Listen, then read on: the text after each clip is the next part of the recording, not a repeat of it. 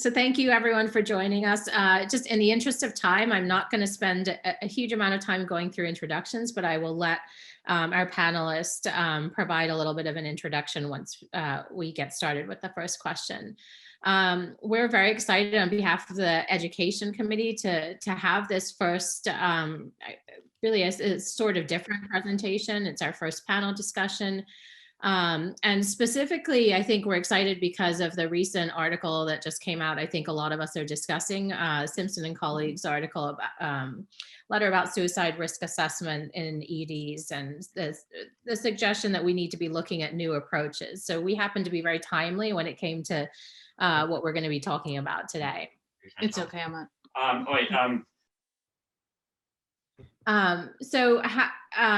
really our meeting, we're very lucky to have the panelists that we have today, Dr. Weinstock, Dr. Nugent, Dr. Murphy, and Ms. Jackie Mancini-Greer from the Providence Center. Between all of them, they do quite a lot of really good work, both research and clinically, and we're hoping out of today, I'm gonna let them take the floor in a second, but to really talk about some of the issues that we see, some of the things that we're doing well, some of the things that we could improve on, and also giving us an overview of what's being done in the area locally in terms of suicide risk assessment, both in clinical and research settings.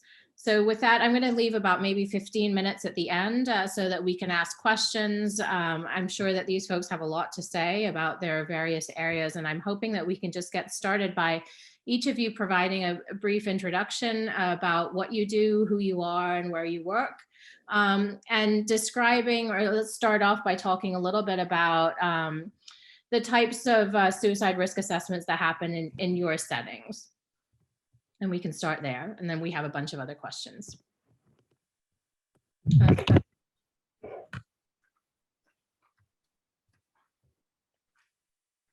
So maybe Dr. Weinstock, if you want to get started. I'm going in order of who's listed here and there. Sure, happy to. Hi, everyone. I'm Lauren Weinstock. I'm a clinical psychologist in Department of Psychiatry at Brown. And my work has been largely in developing and evaluating behavioral interventions for suicide prevention across transitions in care. So a lot of that work has been in collaboration with Van Miller and Brandon Gaudiano with our CLASP intervention and the ED Safe trial and other studies where we are evaluating CLASP as a intervention to support people as they're leaving the inpatient unit. But also a lot of my work in the last, at this point, it's like 6 or 7 years now, has been focused on suicide prevention for people leaving criminal justice settings, primarily jail, and somewhat in prison as well. And so I think today I was invited mostly to talk about the work around criminal justice transitions, and I'm happy to do that. Thank you. Dr. Nugent. Thank you. So so I'll just start with who I am. So I'm an associate professor in the DPHB, and I do both research and clinical work. So most of my life is the research side of it, at least time, effort perspective. And we have one study that is wrapping up this month, in fact, that looked at adolescents hospitalized for suicidal thoughts and behaviors at Bradley Hospital. And we have some other studies that are less focused specifically on suicide. And then I also have a clinical hat in our pediatric refugee clinic. And so certainly, of course, we're assessing for suicide there in that clinic setting. And I've had kids who have either shared with me suicidal thoughts and behaviors in the clinic or with their pediatrician, or they've been hospitalized and then funneled back to me. So I'm happy to talk about both those clinical and research domains. Thank you. Dr. Murphy. Good morning, everyone. My name is Matt Murphy. I'm an assistant professor of medicine and of behavioral and social sciences in the School of Medicine and School of Public Health, respectively. I'm also medical director of Open Door Health, Rhode Island's first dedicated LGBTQ clinic. I'm an internal medicine physician who is sort of working on an area of HIV prevention research, focusing on folks with substance use disorders and racial, ethnic, sexual, and gender minority populations. I'm also a staff physician at the Rhode Island Department of Corrections, where I'm there a couple of days a week, overseeing HIV prevention, gender affirming care, hepatitis C, and some other complex medical care treatment. And yeah, I think I'm here to specifically talk about, I'm happy to talk about our screening work in our clinic at Open Door Health, focusing on the LGBTQ population. We see folks from childhood through geriatric end of life, and we're located in a predominantly Hispanic neighborhood of Providence. We're a fully bilingual clinic, and we have a number of community connections with places like the Department of Corrections, as well as other community providers that working with vulnerable populations. And so we see a fairly diverse patient subset with a pretty significant mental health burden. Thank you. And Ms. Mancini-Gear? Hi, good morning. I'm Jackie Mancini-Gear. I'm the Director of Acute Care Services for the Providence Center. So in that capacity, I oversee programs such as the Emergency Services Department, our 24-hour crisis line, behavioral health evaluations that are completed by Providence Center clinicians in the Kent Emergency Department, the Crisis Stabilization Unit, a couple of multidisciplinary outpatient teams for adults with severe persistent mental illness, and the program that probably gets the most attention, and I imagine you may be most interested in hearing about, is our community diversion clinician program. So those are clinicians that are embedded with a variety of police departments and respond to calls for service involving a behavioral health incident, aimed at diverting those folks away from both unnecessary hospitalizations and also further involvement with the criminal justice system. Great. Thank you, everyone. So I'm hoping that let's start off by talking a little bit or telling us a little bit about how your organizations assess for suicide risk. And that can be anything from the types of instruments you use or how you select these instruments, any modified procedures or protocols that you use. And for those of you who are in research, doing clinical research in these settings, if you could also speak to any discrepancies or differences that you see in the way that you're assessing suicide risk versus how the organizations themselves within which you work are assessing those risks, and if that creates tension or how you negotiate those things. So there's a lot of questions packed into one, but anyone can start off by speaking a little bit about those things, please. I'll focus maybe first on the clinical setting, because I think it's probably the most applicable to the largest group of folks here. But in the Department of Pediatrics at Hasbro Children's, all kids receive the PHQ-9. And one of the items is thoughts that you would be better off dead or hurting yourself, or of hurting yourself in some way, which is the biggest way that at least the pediatricians identify kids that need to then get referred to me. There are, I think, some beautiful protocols in place in general at Bradley Hasbro around using, CSSRS, for example, but at the sort of like basic, programmatic level of care, everybody who comes through should be at least getting this initial question about thoughts of death. Once kids endorse that, then what happens is the pediatrician will come and meet with the kiddo, follow up about it, try to have a warm handoff. Typically, at least in life before COVID, now it's a little more complicated, but typically there was at least a social worker on site who could then briefly meet with the family, make sure that there was a warm transition to whatever comes next. For kids in the kids who are refugees, it is an easy process because I basically hold slots, and the only sort of there's no criteria other than you're a pediatric refugee and I will see you. So then I just fit people into my schedule. And there's if I'm there in person, which is relatively rare given the number of hours that I'm there in person, then I actually will go in person and introduce myself and seem not scary, and then they come back and talk to me again. And if not, then we just have, Epic facilitates a whole conversation behind the scenes between myself and the providers who are involved. Um, and then similarly, as I mentioned earlier, there may be kids who, let's say, get identified because they've been to the ED, and the ED providers sort of know that uh, it's an easy referral, and that they can get kids in with me quickly. So then they just send them back my way, or if they're in the CL service. Um, and the other thing that has actually bizarrely happened, and I am hopeful happens in many settings as we continue to um, establish our availability to the community, is that it's not uncommon that interpreters or other members of the community will come to me and say, I'm worried about this kid. And then I just say, great, get him in my schedule. So I'll stop and let other people describe how they end up seeing family.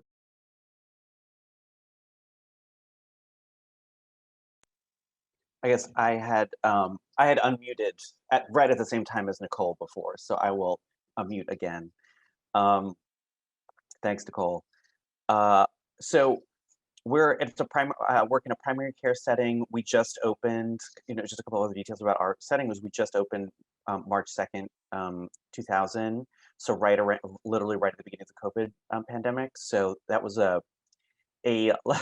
there's a lot of stress associated with opening a clinic during the pandemic, and there was also some concern that our own staff was experiencing mental health duress during the clinic, working in a space and interacting with patients, and the exposure that can kind of come along with that. We did try to maintain, because of the significant barriers to accessing care for the LGBT community in general. We tried to both maintain telemedicine and in-person care, which we were able to do ultimately, and keep our staff and ourselves safe during that time. I will say that standard screening protocols really in general were difficult to do. There wasn't a lot of, it was difficult to transition or to, and it still is difficult to use telemedicine in a way consistently. So for in-person care, we generally use the PHQ-9 and the GAD-7. And as Nicole mentioned, the PHQ-9 has the suicidal ideation question. It's been challenging to do that and to ensure that folks fill that out prior to telemedicine appointments, whereas in person, we sort of control the process and the flow of people a little bit more regularly in the primary care setting. So that's just one thing that occurs to me, and just pandemic specific, although I hope and expect that telemedicine will continue to be reimbursed by health insurers moving forward, and it will continue to be an option for us. But that is something that, in terms of screening for suicidality and using telemedicine as a way to reduce barriers to accessing care, particularly mental health care, but ensuring that we're sort of systematically screening folks and interacting with folks in kind of a structured way, and ensuring that we're asking the right questions and getting the right information. So that's one thought that I have, and that's a little bit unique to our experience and unique to our setting of primary care. I will say that we have spent a really significant amount of time focusing on the language and the verbiage of our sort of general data collection processes, clinical data collection processes, to be affirming and inclusive. So thinking about the use of pronouns, the discussion of anatomy, sexual partners. So we've really spent a significant amount of time on the language that we use in our intake forms and our screening forms for sexual substance use, intimate partner interactions, families, ensuring that we're using a affirming and inclusive verbiage. We have found that the PHQ-9 sort of meets that. It is a tool that is out there. There are many tools that are out there that are not necessarily gender or sexual minority inclusive, but that the PHQ-9 and the GAD-7 is not overly gendered, is not overly specific to sexual orientation, so it is generalizable, and it seems to be a tool that at least does not introduce stigma or some additional language barriers to collecting information that's clinically relevant. I would say that ensuring the sort of accuracy, or that folks are, accurately or comfortably filling out that information. I would say that we probably get higher report. My perception working in different practice environments is that we probably, because our overall process is affirming, we probably have people feel more comfortable about reporting suicidality and reporting significant mental health burdens to us because the overall environment is affirming and inclusive. We also have a harm reduction approach to substance use. We prescribe a lot of pre-exposure prophylaxis, a lot of preventive measures for pro-healthy sex, but we want people to talk with us about it. So that there's this harm reduction, but inclusive and affirming approach that I think allows people to feel more comfortable to express or share significant mental health burdens that they're experiencing. That has, of course, translated to then difficulty in our setting. We are a small clinic in the community that is a little bit understaffed. We are in the process of hiring a social worker to then what do we do with folks who report that? So that is a challenge of then once we have folks who feel comfortable enough to share that information, which is great, we're glad that we can start that conversation, then how do we connect folks to services? And there's such a shortage and there's such a challenge to actually in our little community clinic then connect folks who have significant burdens to care, and trying to then triage folks who really need to get connected then to link them to the right sources based on what they're reporting. So I will leave it there and allow other folks to answer. I can chime in a bit about my experiences in my work at the ACI and also at the Genesee County Jail in Flint, Michigan. And actually the experiences are quite similar. And this is entirely in a research context. So it's really about balancing what's happening in routine care in the jails with what our research protocols are. And when people are first admitted to jail, they go through a whole intake process. And in both settings that I've worked in, there are screenings for suicide risk. And oftentimes when people endorse some level of SI or recent suicide behavior, the response of the jail is to put the person in segregation. And that's pretty standard. And so you can imagine for people who've been in and out of jail, and many people who are in the system, they learn pretty quickly that if being forthcoming about suicide ideation results in consequences for them that don't necessarily feel very therapeutic. So that's kind of the context in which we come in our research to do suicide prevention work for people who have to meet a certain threshold of suicide risk to be eligible for participation in our study. So it's an interesting balance. And also I should mention, once they go through intake, they're never reassessed unless there's some reason for them to be. So, even if someone denies SI at the time they're admitted to jail, just being in the jail environment is associated with an increased risk of suicide attempt and suicide death. But there's really, the jails are not resourced to provide repeat assessment, and people are in and out very quickly, and it's very hard to manage. So it's not, I don't blame the jails, but it's just a really complicated system where essentially they're being tasked with psychiatric care, but they're not a healthcare facility, they're a public safety facility. So, or by proxy, they're essentially healthcare facilities. But, coming in and recruiting people into suicide prevention research is challenging because we are also assessing suicide ideation and behavior for people in jail who've, we were and interestingly in Michigan, we were allowed to assess people in SEG. In Rhode Island, we were not allowed to assess people in SEG. So in Rhode Island, these are people who have either screened in to SEG and were cleared and are now back out in the general population, or were people who denied SI when they were first admitted to jail. And now they're sitting with our research assistant and we're asking them questions about SI. And, you might imagine that, there's a lot of issues around privacy in managing that. And, we've had some pretty clear directions from the jails around basically telling us, we understand you're assessing suicide ideation behavior in our population. If it's current and active, we are required to notify the jail, and we are of course also required to make this clear to our participants at the time they're consented into the study, that under these circumstances, because if somebody's at current risk, the jail needs to know. And we're guests in the jail doing this research, so we need to work within their protocols.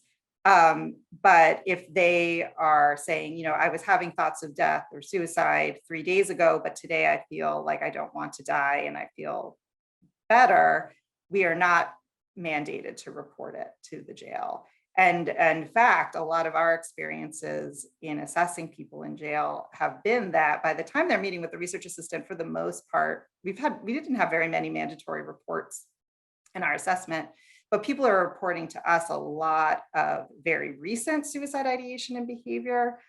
We had 800 people enrolled in our SPIRIT trial, and roughly half of them had reported that they had made a suicide attempt in the 30 days prior to our assessment. And the large majority of those suicide attempts had happened before they were even arrested. And so what we're identifying really is a group of people who, it's essentially a catchment area. Jail becomes a catchment area for a group of people at high risk for suicide. And we do that using the Columbia Suicide Severity Rating Scale, which, again, it's a research protocol. So we do a very in-depth assessment of ideation and behavior for inclusion, but also for measuring outcomes over time. But yeah, so I'd say issues around privacy, issues around mandated reporting, but also then issues around, people who, when we are assessing people, how forthcoming they are with us about their SI and their behavior, because they know the environment they're in too. And they know that if they were to disclose to us that they were feeling suicidal, that might result in, some of these other behaviors. And we try to be really clear in our consent, but there's always the chance that somebody doesn't want to go to SAG. In Michigan in particular, they're already in SAG, so it was a little different. But in Rhode Island, that was something, but you can only do as, with an assessment like this, you can only do as much as what somebody endorses or reports. So it's just always in the back of our minds, in the context of the setting we're in. I'll stop Lauren, there. Mm-hmm. I was just curious. So, when myself and Matthew were describing the work that is already sort of endorsed at the clinic level, right. But what you're describing is a scenario where I could imagine people might say, like, don't ask this question in our setting, or you're gonna, cause these people to want to kill themselves if you ask them about it. Like, have you encountered those sorts of challenges? How have you gotten past them? Yeah, I mean, that's a great question. And I think that, certainly when we first started the work, there was some concern about those issues. I think, I think people are, the people we were working with and our partners at the ACI and in Michigan, maybe had some concern that while going in and asking about suicide would increase their workload somehow. And I think that was balanced against the fact that they all recognized, and this was really telling, right, was that they're really struggling with this issue of assessing and managing suicide risk in their settings. And I think they're really like needing something. They want tools, they want help, they want to be able to do better, and they're just completely under-resourced to do that. And so, talking very frankly up front with, it's not just the administrators, at the highest, the top brass, but then you kind of take it down to the boots on the ground, where we're talking to people in the actual units or the facilities, and really being clear with them about the procedures and the processes that would be put in place as we're asking these questions to, mitigate any additional burden for them, while also balancing out, because I think, for folks who work in jails and prisons, a suicide death in that setting is like, it's really, something everyone wants to prevent. It's a really upsetting it's a tragedy, right, when that happens. And so the idea that we were there as a partner to help, and for people who needed immediate help, we could get them help and we could potentially help prevent suicide. They saw that as a bonus for them. But we did have to also talk clearly about, the other procedures and protocols in place to kind of manage, so that they were only being referred the people who needed immediate care. And that, recognizing, I mean, it's jail. There's a lot of, serious persistent mental illness. Substance use is ubiquitous, for this population. They're coming in, detoxing off of things, there's a lot going on. So I think they recognize that we could be partners in supporting, keeping people safe in their settings. And that seemed to be a good approach to get things approved. I was going to build off of that, Lauren. I'm because I also work I actually work at the Rhode Island, the ACI, and it's interesting. What I was going to specific to, since this conversation, the panel, my understanding of the kind of one of the purposes of the panel is to talk about screening for suicidality. I think what's interesting to me is that there are a fair number of validated tools that are pretty commonly used in a clinical setting, but really how much the context impacts and I don't know what the right word is, but the accuracy of those tools when they're used. So if you're in a affirming environment, like we try to construct at our clinic, which we spent a lot of time, both the physical space, our staffing, our staffing patterns, the language that we use in our clinical forms, I feel more confident that using a harm reduction approach, a patient-centered harm reduction approach, I feel more confident as a clinician that those tools that we're using are accurate. Now, the challenge then is, what do we do about that once we have the information? Then how do we help people?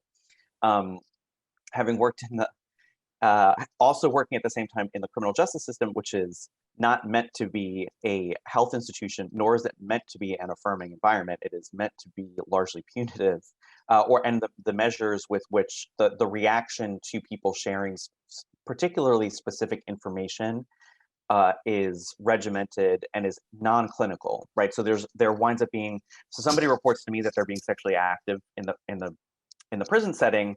That's also reportable, and I can't. It's then my job. I lose my job if I don't report that, even if I'm trying. If I am trying to talk about PrEP and condom usage and whatever. No, like if I don't report that, then it's my job on line, because that's this is a reportable thing, similar to mental health. Like there's no and prison obviously and criminal justice institutions are unique in many ways. But I guess what strikes me sort of more generalized, or, sort of globally or generally for suicide assessment, is just how much the context impacts the accuracy of screening tools. And I don't know that there's a great measure or way to adjust or adapt those tools or our decision-making process around their use as in the clinical setting, or in a clinical decision-making position.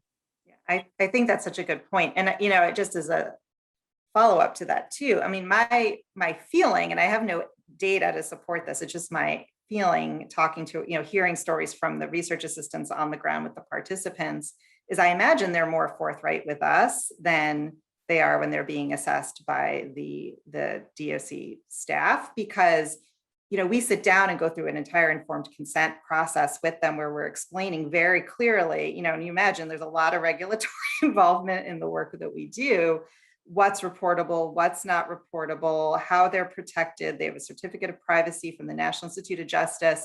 Like, it's so ironclad, and we don't proceed unless it's clear that they understand where the limits of the privacy are. And we do talk about PREA as well, because, sometimes there have been a couple of cases where people spontaneously reported to us. We didn't directly ask, but they talked about sexual activity on the inside, and we had to act on that as well. Even, if somebody discloses to us that they have an escape plan, which of course we don't directly assess, but we have to be very clear, like bulleted point, like if you disclose an escape plan, if you disclose sexual activity, if you disclose that you're suicidal today, and otherwise people know that what they tell us will be kept private because it's in the context of research. And so, again, it's sort of an interesting difference between doing it in the that context versus routine care that's happening on the inside. And I don't think those privacies exist for people. I wanted to make sure that Jackie, that you also had a chance to talk a little bit about what happens in your setting. This is fascinating. I wish we actually had another hour because I have so many more questions for you, but I wanted to hear from Jackie too. Sure, thanks. So a little different in our settings, and sort of depends on the program in which we're talking about at the Providence Center, since it really represents a continuum of care. But I think probably the most structured suicide assessment protocol that we have exists in the Kent Emergency Department. We rely pretty heavily on the CSSRS, but the nature of the community-based work that we do in other programs really requires a more conversational style, a more sort of on-the-fly feel. And we've had really good results with using case approach, which is a conversational tool to solicit honesty around degree of suicidality, and I find that it works pretty well to solicit degree of substance use as well, which can be helpful to inform risk. But in addition to those things, we've also come to adapt the Brown-Stanley safety plan, not just as a tool for safety planning, but almost as a ad hoc diagnostic, sort of, in the person's willingness to go along with us in the safety planning process. It helps us determine their future orientation and their level of supports and factors indicating safety as well as risk. So those are kind of the more structured things that we do here. But I would say the most important thing that we try to arm our clinicians with in assessing for suicidality is a good intuition, building rapid rapport, tactical empathy, person-centered approach, and because really I think what helps us gauge a person's true risk in an imminent way is our ability to connect with them and solicit their honest feedback from us. Thank you. I want to make sure that we get to this question before we, I'm going to open up to questions from the rest of the group too, but I assume that at least some of you probably have read the article that came out about the Columbia and how well it predicts as a risk assessment tool, predicting subsequent behavior. So my question to all of you is, how well do you think we are assessing risk with our traditional measures? We have folks on this call too who do a pretty interesting range of different ways to assess risk. And what should we be doing differently? And specifically to your settings, how well do you think the assessments and the tools that we have right now are working to actually capture the folks that we need to capture? I'll weigh in on that first, since I'm already unmuted, and kind of just sort of spoke to the fact that what we find is that these structured tools do not work in the community settings and in the settings that require very quick, rapid assessment. I also find that a lot of the folks that we interact with, we have interacted with or have been in contact with other points of the behavioral healthcare system very frequently. And so, the more often or more frequently that you assess them, the more trained they become in answering questions and sort of manipulating the result that they're looking to come to. And so that's why I think some of these standardized tools really fall short of being predictive of behavior and informing the most appropriate level of care. I would just chime in too. I think, I haven't read the paper, but I just saw the paper yesterday and kind of skimmed the takeaway points. But I think one of the messages that I took away from that too is it sort of depends on kind of the population you're starting with. So if you're starting with a population where you don't know, right, you have like a group of people who are not suicidal at all, intermixed with people who have had some past history with ideation or behavior, and then people who are currently at, at some elevated risk, it's a little bit like the needle in the haystack kind of model. But then I think about the work that we've been doing at the ACI, which again is research and it's very focused.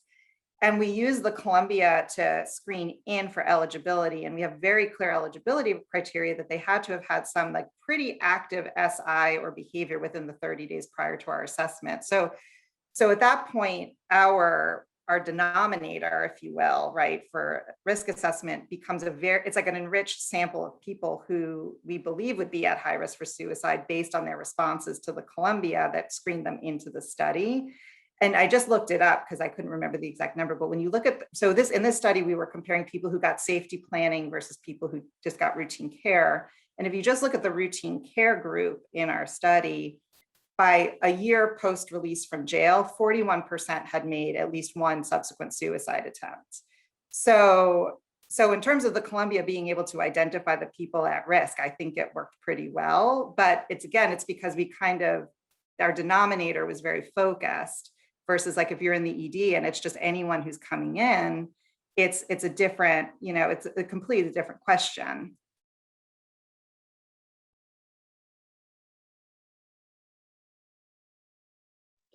I think to build on that a little bit, there are two things that occur. One, I have to say I don't have a specialized knowledge base in suicidality in particular. So I'm also from sort of a general primary care perspective or a general clinical care perspective. What I would say is that one is the context. I feel like the clinical context or the context in which we're asking, whatever tool it is that we're asking, is really going to impact the results. I think both the population and the physical, social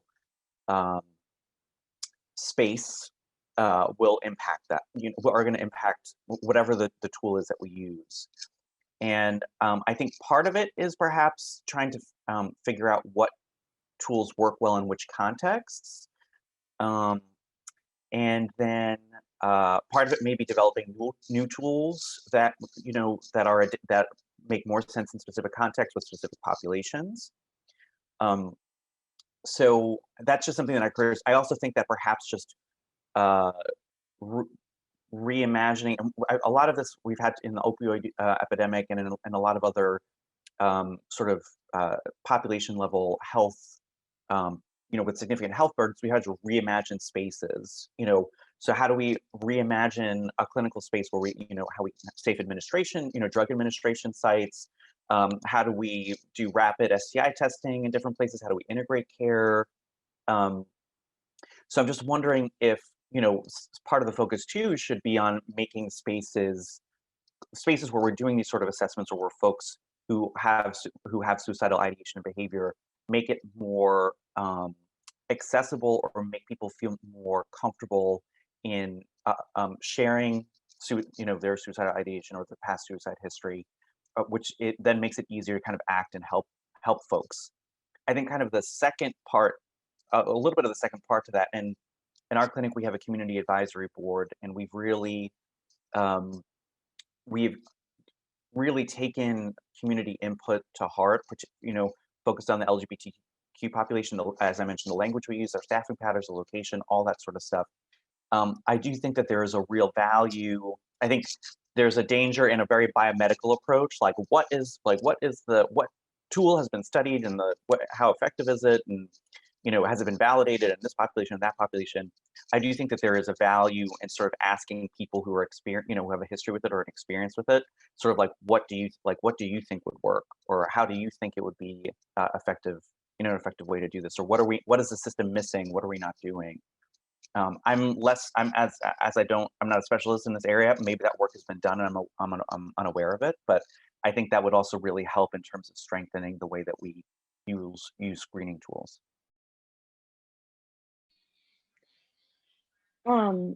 For me, from my perspective, what's tricky, I think about the juxtaposition of the research setting and the clinical setting.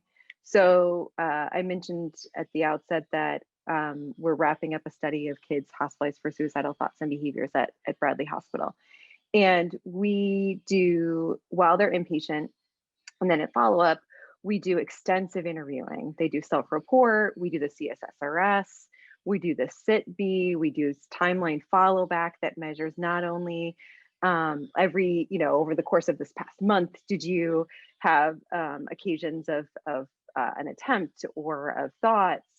We also fold into that extensive assessment, what about your trauma history? What about your sex risk behaviors? What about all of these really substance use behaviors, very specific, very intensive? It has been quite common, shockingly common, that we've had kids who have said to us, you're the first person who asked us this question.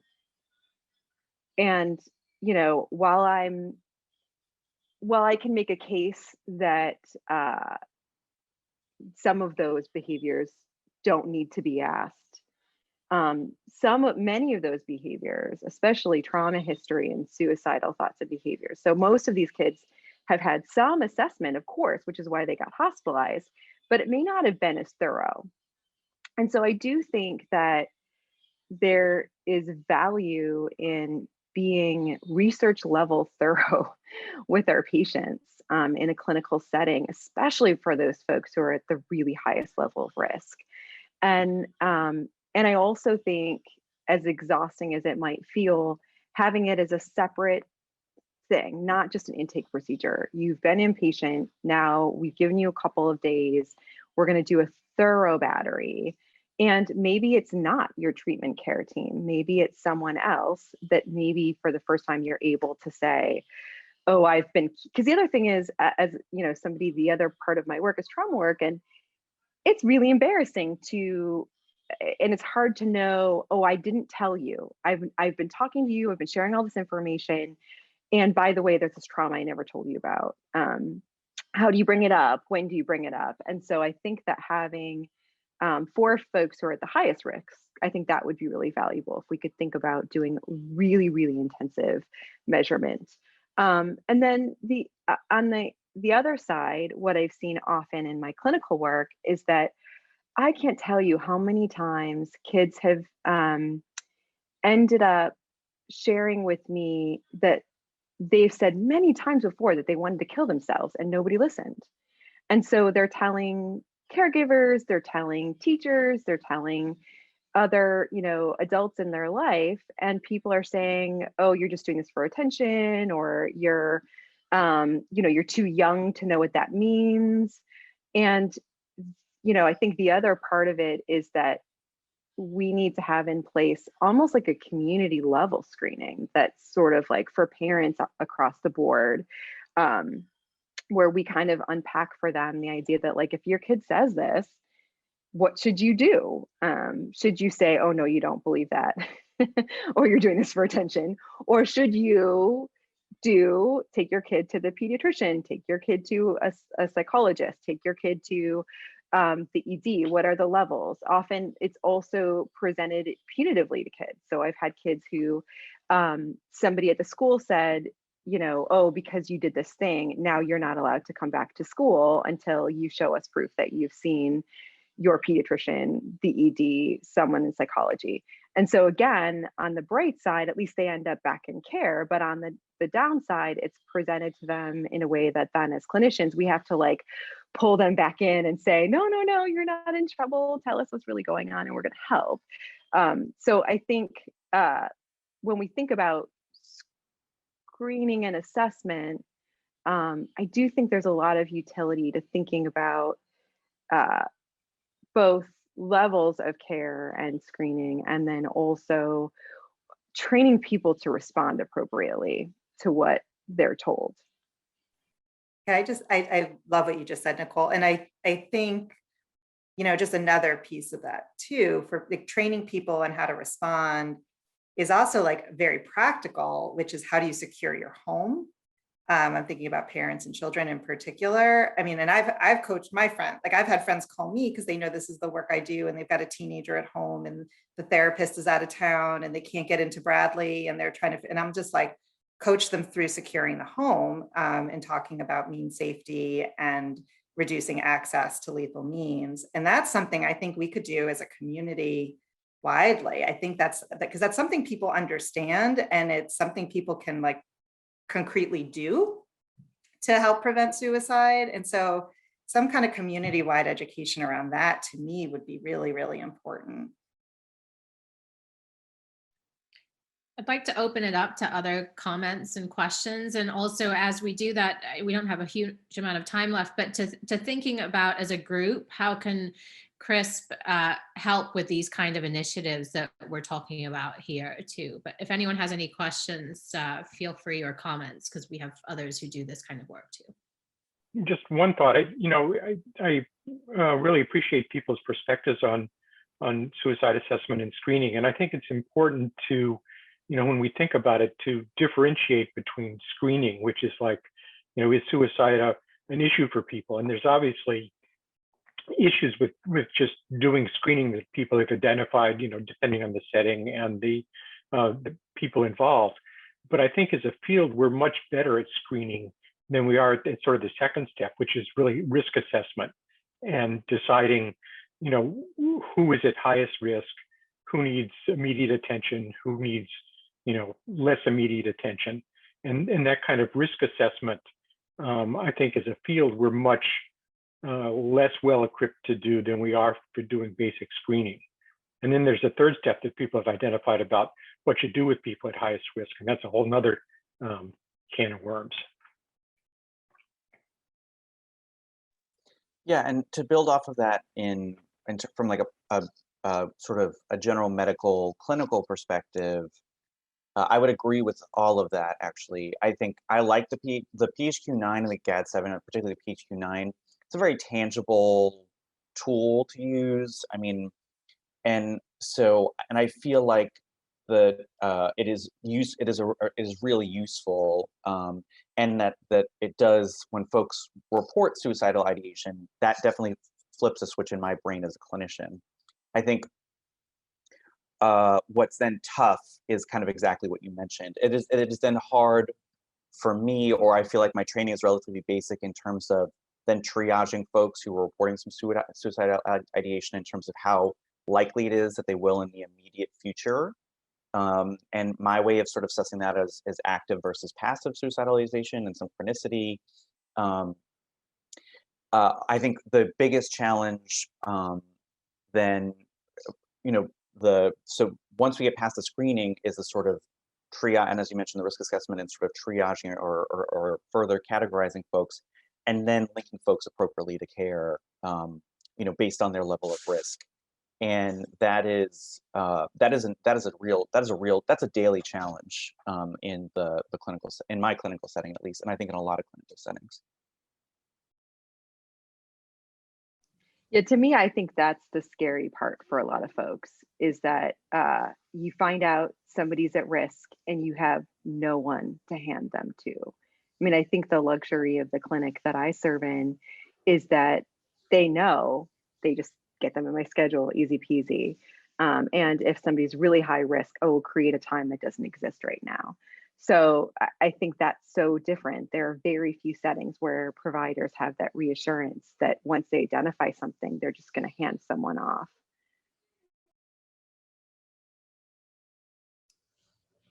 So I think this question is for doctors. Well, it's for everyone, but I think I'd love to hear what Doctors Nugent and Murphy have to say about this. But what do you see as the biggest areas of need as far as psychoeducation go within your populations that you visit within the clinic?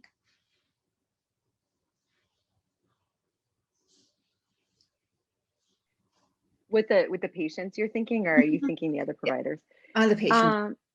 Yeah, I mean, I think for me, that's complicated by where, country of origin for the family, how long they've been in the United States, the age of the kiddo. So I do think, one of the things that I do separate from my role in the pediatric refugee clinic is that I also am a co-mentor for the Brown Refugee Tutoring and Enrichment Program at Brown.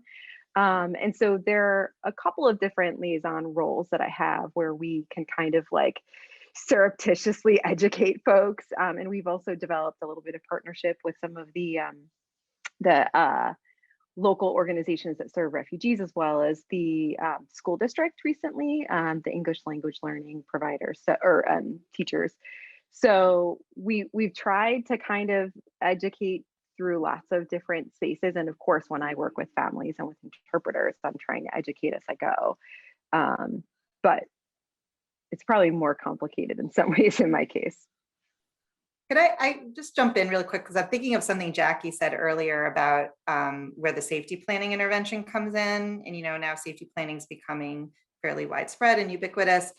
That, one of the safety planning is not just about filling out a safety plan. There's a whole therapeutic exchange that's happening between the clinician and the patient while that's happening. And that's really psychoeducation, because as you're going through each step of the plan, you're providing a rationale for why that's going to keep the person safe. And then you're helping them generate solutions that will work for them to keep themselves safe within that category of safety. And so what I love about that is that you're providing psychoeducation while you're also delivering intervention. And you're kind of addressing two things at once. And I think safety planning has a lot of potential there, not just in terms of giving the people the tools to have like a suite of responses to suicide risk when they become at risk again, like acutely, but you're also just teaching them about how suicidal thoughts work. And that they come and they go, that sometimes they peak, and then if you get over the peak, they start to dissipate, that there's different ways to manage it. And so I just kind of a plug for safety planning as a method of not just keeping people safe, but of psychoeducation. I think this was a good point for that. I just want to mention, I know we have like maybe 30 seconds left here, but I would advocate that training clinicians kind of at all levels of care and in all practice sites on safety planning is the single best thing that we can do around education for suicide prevention. I think it gives clinicians a universal language to use that is clear, direct, and gives the impression that we're willing to hear the hard stuff. And I think it starts the conversation around what's on the other side of this. What can we do? What can you do on your own? What can we do together? And what's maybe beyond both of our scope, and how do we access those things? So I think the safety planning piece of this is I think the future of where we should go, and it's the low-hanging fruit.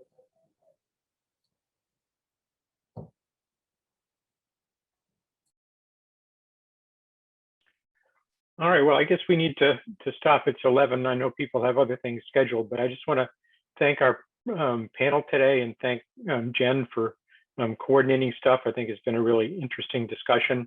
As always, if people have ideas about ways that Chris can be helpful or other kinds of educational or topics that you'd like to see discussed, we'd love to hear about them. You can send those to Sarah.